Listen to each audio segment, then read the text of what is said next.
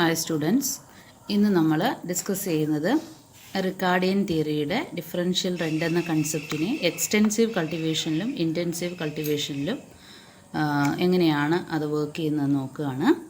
അപ്പോൾ എക്സ്റ്റെൻസീവ് കൾട്ടിവേഷനിൽ it is the method of cultivation in which the production is expanded by extending the land area. അപ്പോൾ നോക്കിയേ, ഈ extensive എന്ന് പറയുന്ന വേർഡ് മീനിങ് തന്നെ എന്താണ്? നമ്മൾ വിപുലപ്പെടുത്തുക എന്നുള്ളതാണ് അല്ലേ? വിപുലപ്പെടുത്തുന്നു. അപ്പോൾ എന്താ വിപുലപ്പെടുത്തുന്നത്? കൾട്ടിവേഷൻ വിപുലപ്പെടുത്തുന്നു.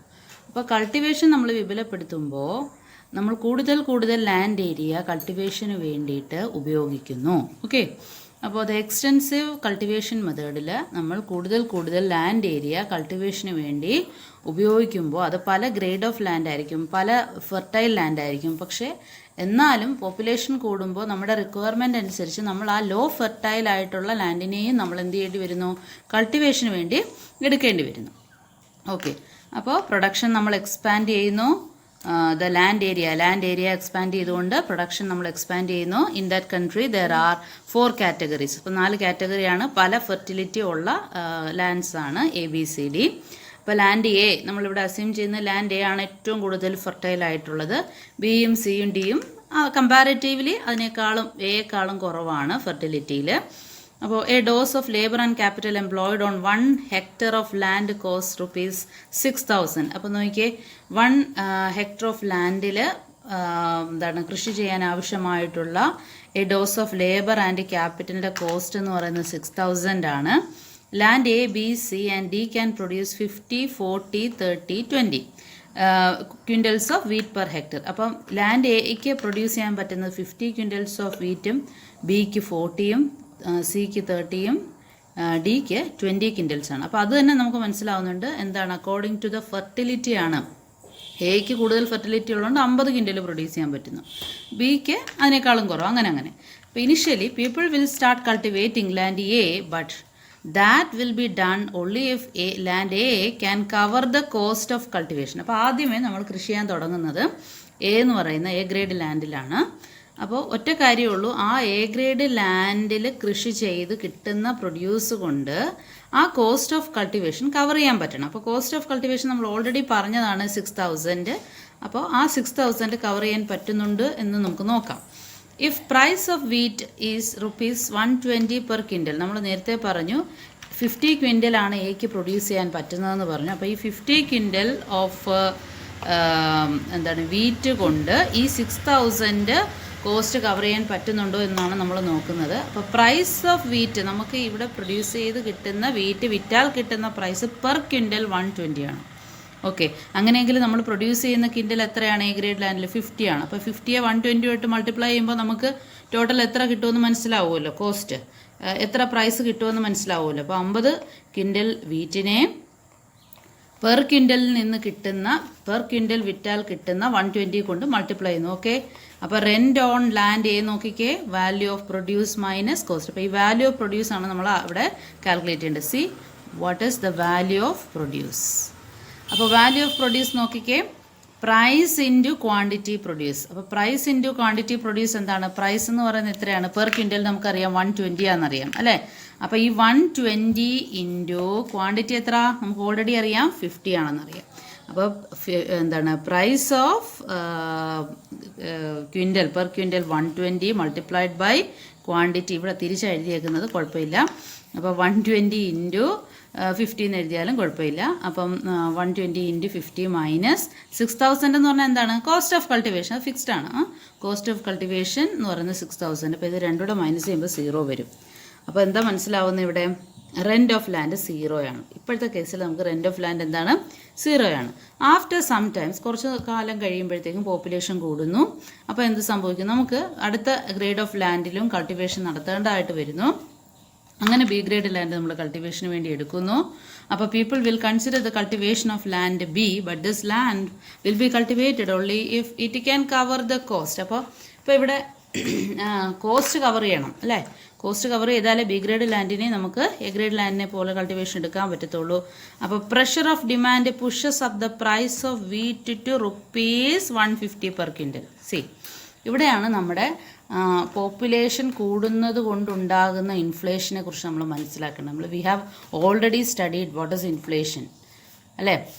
അപ്പോൾ ഇൻഫ്ലേഷൻ എന്ന് പറഞ്ഞാൽ എന്താണ്? റൈസ് ഇൻ പ്രൈസ് ലെവലാണ്, കണ്ടിന്യൂസ് ആണ്.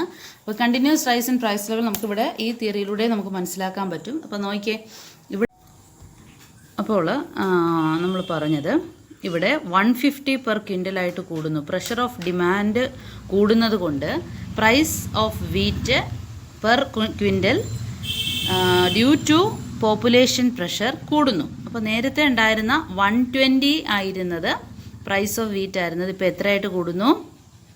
150 ആയിട്ട് കൂടുകയാണ്. അങ്ങനെ വരുമ്പോൾ സ്വാഭാവികമായിട്ടും എ ഗ്രേഡ് ലാൻഡ് കൾട്ടിവേറ്റ് ചെയ്ത ക്വിൻ്റലിന് വെയിറ്റ് കൂടുതൽ കിട്ടുന്നു. അതിൻ്റെ ഒരു അഡ്വാൻറ്റേജ് അവിടെ ഉണ്ടാവും, അത് നമുക്കിപ്പോൾ മനസ്സിലാവും. ഓക്കെ, അപ്പോൾ ഈ പ്രഷർ ഓഫ് ഡിമാൻഡ് കൂടുന്നത് വഴി 150 പെർ ക്വിൻ്റൽ ആവുന്നു. അപ്പോൾ now land B became marginal land. It will not earn any rent. The rent will hover emerge on the superior or intra marginal land. കാരണം എന്താണെന്ന് വെച്ചാൽ 150 വെച്ച് നമുക്ക് നോക്കാം എന്തുകൊണ്ടാണ് അങ്ങനെ പറഞ്ഞതെന്ന് നോക്കാം. 150 × 40. ഓക്കെ, കാരണം നമ്മൾ ഓൾറെഡി പറഞ്ഞു 40 ആണ് ബി ഗ്രേഡ് ലാൻഡിൻ്റെ ഒരു എന്താണ് കൾട്ടിവേറ്റ് ചെയ്യുമ്പോൾ പ്രൊഡ്യൂസ് ചെയ്യാൻ പറ്റുന്ന വീറ്റിൻ്റെ അളവെന്ന് പറയുന്നത് 40 ആണ് നമ്മൾ പറഞ്ഞു അല്ലേ. അപ്പോൾ ഈ 40 വെച്ചാണ് നമ്മളിവിടെ മൾട്ടിപ്ലൈ ചെയ്യേണ്ടത്. ഓക്കെ, അപ്പോൾ 150 ആണല്ലോ ഇപ്പോഴത്തെ എന്താണ് price of per quintal price of wheat എന്ന് പറയുന്നത് 150 ആണ്. അപ്പോൾ 150 × ബിക്ക് പ്രൊഡ്യൂസ് ചെയ്യാൻ പറ്റുന്ന കപ്പാസിറ്റി 40 ക്വിൻ്റൽ. ഓക്കെ, അപ്പോൾ 150 × 40 മൈനസ് 6000 കോൺസ്റ്റൻ്റ് ആണെന്ന് ഞാൻ പറഞ്ഞല്ലോ. ലാൻഡിൻ്റെയും പിന്നെ എന്താണ് ലേബറിൻ്റെയും ക്യാപിറ്റലിൻ്റെയും ഒക്കെ ആ ഒരു കോസ്റ്റ് ഓഫ് പ്രൊഡക്ഷൻ 6000. അപ്പോൾ നോക്കിയേ ഇവിടെ 0. അപ്പോൾ ബി ഗ്രേഡ് ലാൻഡിന് എന്താണ്? റെൻ്റ് ഇല്ല ഇപ്പോഴത്തെ കേസിൽ.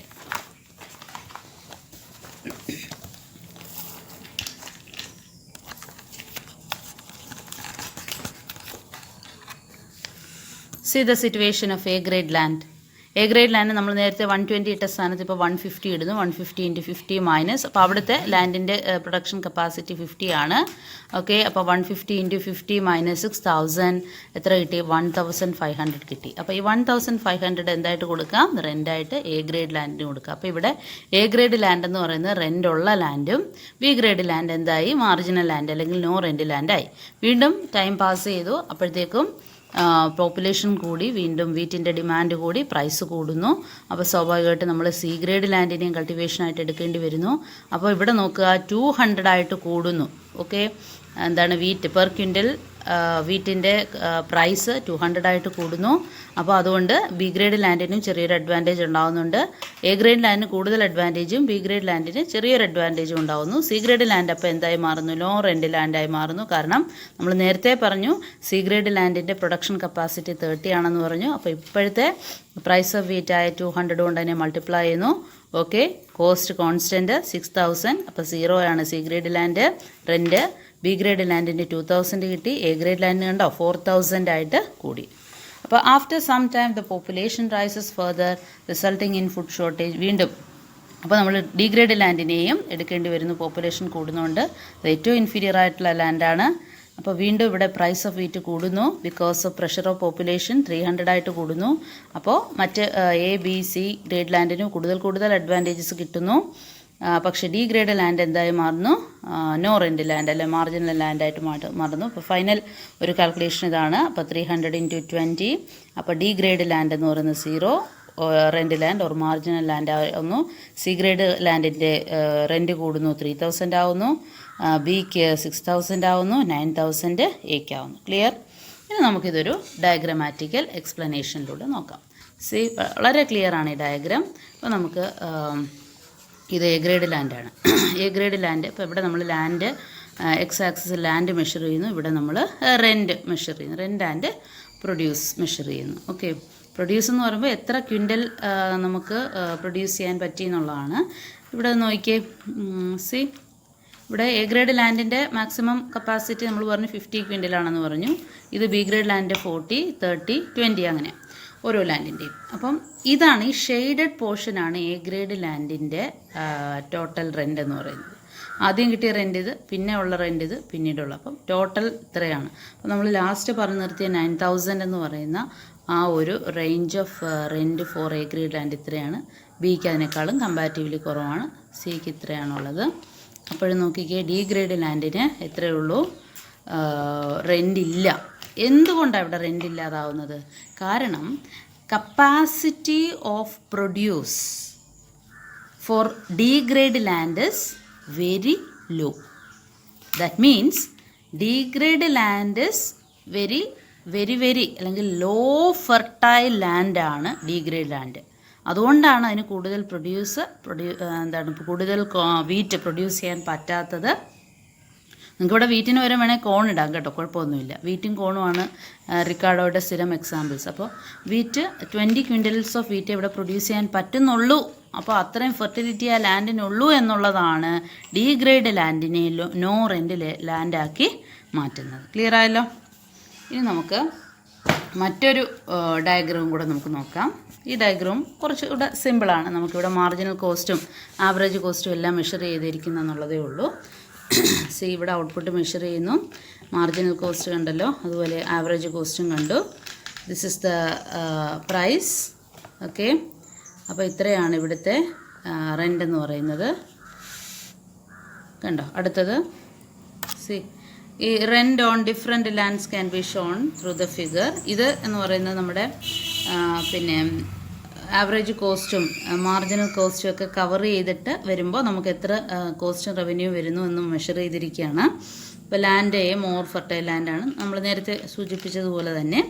അപ്പോൾ ഇവിടെ given the price of the produces O P price ആണ്. ഓക്കെ, ഒ പി പ്രൈസ് കണ്ടല്ലോ, this is O P price. ഇതാണ് ഒ പി പ്രൈസ്. ഓക്കെ, അപ്പോൾ given the price O P, land C is the marginal land. കണ്ടല്ലോ, land C എന്ന് പറയുന്നത് എന്താണ്? Marginal ലാൻഡാണ്. പിന്നെ എ എന്ന് പറയുന്നത് ഹയസ്റ്റ് റെൻറ്റ് കിട്ടുന്ന ലാൻഡാണ്. അപ്പോൾ given the price of the product wheat O P, land C is the marginal. In case of it value of the produce എന്ന് പറയുന്നത് OQ2 ഇൻറ്റു ഒ പി ആണ്. OQ2 ഇൻറ്റു ഒ പി, ഇങ്ങനെ നമ്മൾ multiply ചെയ്യണം. നമ്മൾ നേരത്തെ multiply, അപ്പോൾ OQ2 എന്ന് പറയുന്നത് എത്രയാണ്? 20 ആണ് അല്ലേ? 20 ഇൻറ്റു പ്രൈസ്, ആ ലാസ്റ്റത്തെ പ്രൈസ് എടുത്താൽ മതി. നമുക്കിവിടെ ലാസ്റ്റ് പ്രൈസ് എത്രയാണ് കിട്ടുന്നത്? കോണിന് 300 അല്ലേ? അപ്പോൾ ആ 300 വെച്ച് മൾട്ടിപ്ലൈ ചെയ്യുമ്പോൾ നമുക്ക് മനസ്സിലാവും അതെന്താണ് നോ റെൻ്റ്. അതുപോലെ ഇവിടെ ഇത് ബിയുടെ OQ1, okay, OQ1 into O P, അങ്ങനെ ഓരോന്നും നമുക്ക് മെഷർ ചെയ്യാം. അപ്പോൾ ഇവിടെ ഇപ്പോൾ നമ്മൾ 3 ഇതേ എടുത്തിട്ടുള്ളൂ. വേണേൽ നമുക്ക് 4 ലാൻഡിനെ ഇതുപോലെ കാണിക്കാം. ഇവിടെ എയും ബിയും സിയും മാത്രമേ എടുത്തിട്ടുള്ളൂ. ഡിയും കൂടെ വേണമെങ്കിൽ നമുക്കിവിടെ കാണിക്കാവുന്നേ ഉള്ളൂ. അപ്പോൾ ഡി എടുക്കുമ്പോൾ നമുക്ക് ജസ്റ്റ് കോസ്റ്റ് കവറിങ് ആയിട്ട് മാറുന്നു. ഓക്കെ, അപ്പോൾ സി ആണ് ഇവിടെ മാർജിനൽ ലാൻഡായിട്ട് കാണിച്ചിരിക്കുന്നത്. നമ്മൾ നേരത്തെ പറഞ്ഞ റിക്കാർഡോയുടെ എക്സാമ്പിൾ ഡി എ ആണ് മാർജിനൽ ലാൻഡായിട്ട് കാണിച്ചിരിക്കുന്നത്. അപ്പോൾ വേണമെങ്കിൽ നമുക്ക് സിക്കും കൂടെ ഒരു ഇത് കൊടുത്തിട്ട് ഡി എ നമുക്ക് അപ്പുറത്തോട്ട് വേണമെങ്കിൽ വരയ്ക്കാവുന്നതാണ്. ഓക്കെ, അപ്പോൾ ഇപ്പോൾ വാല്യൂ ഓഫ് ദ പ്രൊഡ്യൂസ് എന്ന് പറയുന്നത് എയുടെ value in case of land എയുടെ കേസിലെ വാല്യൂ ഓഫ് പ്രൊഡ്യൂസ് എന്ന് പറയുന്നത് എത്രയാണ്? OQRP ആണ്. Okay, OQ into O P. അപ്പോൾ എത്ര വരും? OQRP വരുന്നു. മനസ്സിലായല്ലോ? OQ ഇൻറ്റു, അപ്പോൾ അത് OQRP. ഇതാണ് value of produce of A. അതിൻ്റെ കോസ്റ്റ് എത്രയാണ്? OQST ആണ് കോസ്റ്റ്. കണ്ട, OQST മനസ്സിലായി കാണുമല്ലോ. OQST. അപ്പോൾ വാല്യൂ ഓഫ് ദ പ്രൊഡ്യൂസ് എന്ന് പറയുന്നത് ഇത്രയും ഉണ്ട്. OQRP ഉണ്ട്. കോസ്റ്റ് എത്രയേ ഉള്ളൂ? OQST ഉള്ളൂ കോസ്റ്റ്. അങ്ങനെയെങ്കിൽ value of the produce exceeds the cost ആണല്ലോ, മുകളിലാണല്ലോ. അപ്പോൾ ഇത്രയാണ് എന്ത്? പ്രോഫിറ്റ് അല്ലെങ്കിൽ റെൻ്റ് എന്ന് പറയുന്നത്. ഓക്കെ, അതുപോലെ ബിയുടെ നോക്കിക്കേ, ബിയുടെ ഇത്രയാണ് വാല്യൂ എന്ന് പറയുന്നത് OQR1P ആണ്. പക്ഷേ കോസ്റ്റ് എന്ന് പറയുന്നത് OQ1S1T1 ആണ്. അപ്പോൾ ഇതാണ് എക്സസ്. പക്ഷേ ഇതിനെ കമ്പയർ ചെയ്യുമ്പോൾ ഇതിന് കുറച്ച് റെൻറ്റ് കുറവാണ്. ഇവിടെ വാല്യൂ ഓഫ് ദ പ്രൊഡ്യൂസും സെയിം ആണ്. സി ഗ്രേഡ് ലാൻഡിന് പിന്നെ കോസ്റ്റും സെയിം ആണ്. ഓക്കെ, OQ2R1R2P തന്നെയാണ്.